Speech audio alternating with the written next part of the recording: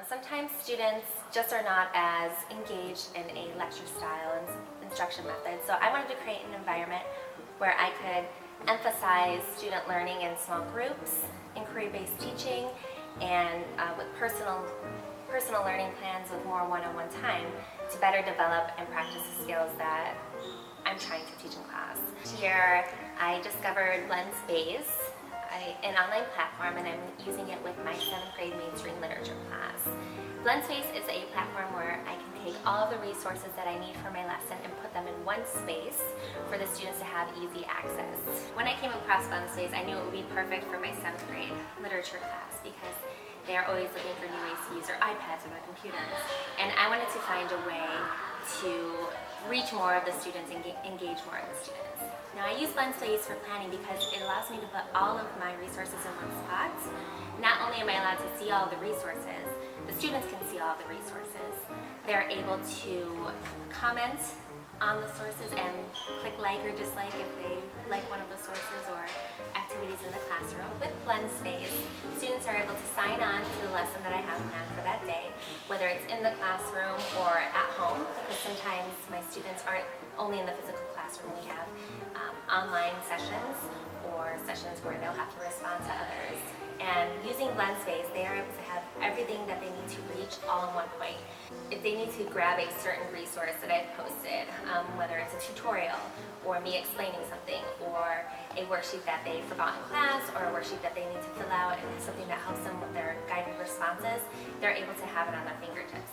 Students go to the website and they'll click on a square, and the square has all the instructions needed that they'll need for that lesson. On the square, not only does it have the title and the instruction, but it also has links to other resources that I posted for them.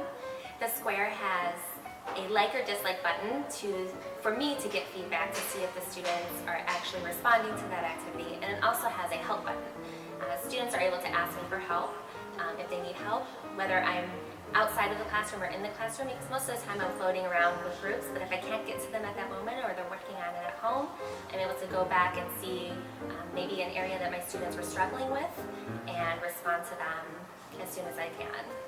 If a student needs help in class, I'm there to walk around and see if they need help, but if they're out of class, they're able to push a button that says help, and that sends me an alert. That way I can see what that student needs help with because they're able to ask a specific question, and I'm able to respond quickly so that they're not feeling frustrated or struggling with that section. Response to this method of teaching has actually been overwhelming and has increased participation in my classroom and engagement because it's something that is relevant to their daily lives. The website is set up in a numerical sense. They're able to go follow the numbers to what areas that they're working on. And if they're struggling on an area, they can take a little bit more time, and maybe some of the students that work at a quicker pace might move to the next square so that they're able to start that activity.